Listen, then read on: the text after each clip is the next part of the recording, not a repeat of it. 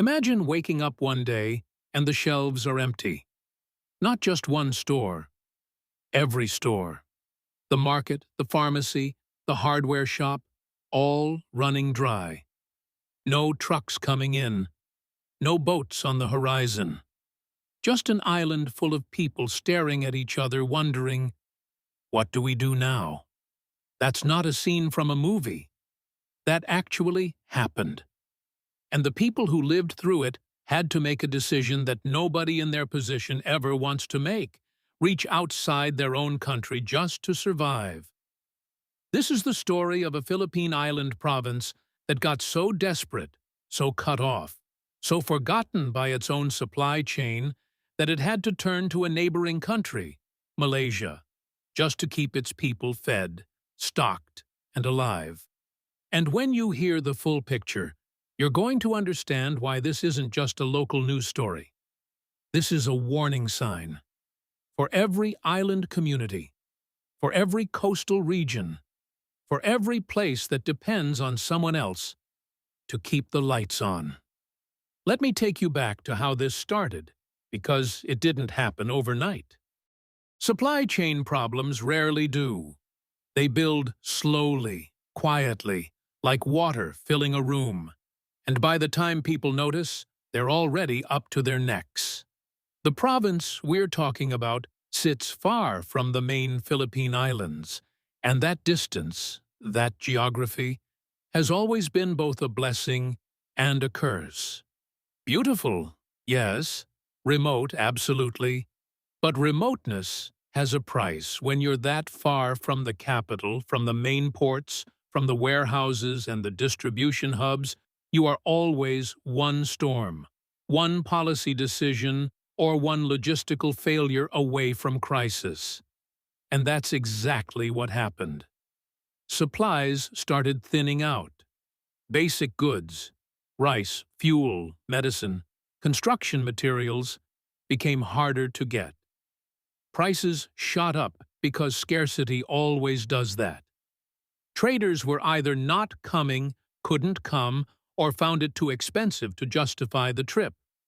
And the local government was left watching the situation deteriorate while waiting for a mainland response that moved too slow. Now here's where it gets interesting, and honestly, where it gets a little uncomfortable for some people to hear. Malaysia was closer. Not just emotionally or politically closer.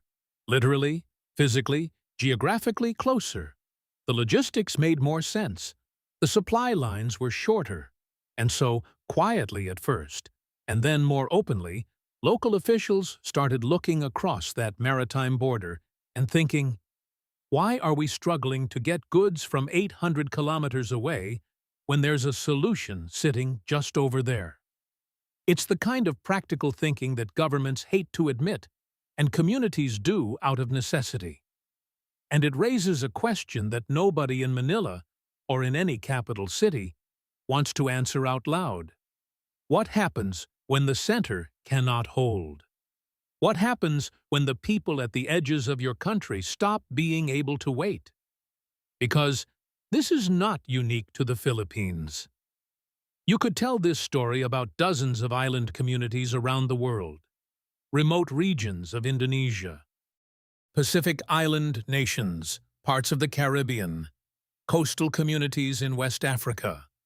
The geography changes, but the pattern stays the same: centralized supply systems that were never designed with the margins in mind, and local populations that eventually stop asking for permission and start doing what they need to do. Now, some people hear this story and immediately go political.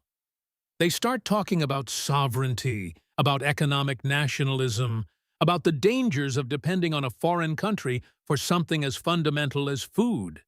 And those are real concerns. Nobody is saying they're not. But let's slow down and actually think about what the people on that island were facing. These aren't politicians making trade deals in air-conditioned offices. These are families, farmers, small business owners, parents trying to keep their kids fed. When your choice is between ideology and survival, most people, Real people, not theoretical people, are going to choose survival every single time. And you would too. The Malaysian connection didn't come from nowhere either. There are deep historical, cultural, and even ethnic ties between parts of the southern Philippines and Malaysia. The sea between them has never really been a wall. It's been a highway. For centuries, people moved across that water for trade, for family, for life. The modern political border is actually the newcomer in that relationship. So when the crisis hit and people looked toward Malaysia, they weren't doing something foreign. In many ways, they were doing something ancestral. But here's the part that should make every government take notes, because there's a lesson buried in this story that goes way beyond the Philippines. When central supply systems fail, people don't just sit down and suffer quietly. They adapt.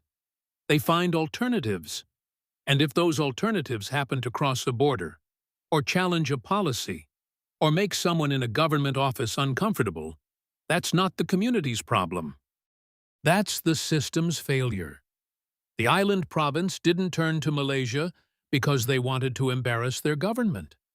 They turned to Malaysia because they were desperate and pragmatic and running out of time. And the fact that a neighboring country could step in and help where the home country couldn't, or wouldn't fast enough, is something that should keep policymakers up at night. What does it mean for national resilience when your remote communities are more logistically connected to a foreign country than to your own capital? What does it say about infrastructure investment, about supply chain planning, about the way governments think, or don't think, about the people living at the edges? These are not comfortable questions, but they're necessary ones. And here's what I want to leave you with, because I think this story is easy to misread if you're not careful. This is not a story about failure. Not really. Yes, systems failed. Yes, a community was pushed to the edge. But what happened next is actually remarkable. People organized, leaders made hard calls, and a solution was found. Not a perfect solution, not a permanent one, but a real one, in real time, for real people who needed it. That's what communities do when they're left with no other choice. They survive. They find a way. And sometimes, the way they find reshapes the conversation about how things should have been set up in the first place. The supply crisis in that Philippine island province is over. For now. But the conditions that created it, those haven't gone anywhere. The distance is still there. The infrastructure gaps are still there. The dependence on supply lines that weren't built for resilience is still there. And somewhere right now, another island, another remote province, another community at the edge of someone's map is watching their shelves get a little bit emptier, wondering if anyone in the capital is paying attention. The question is, are they?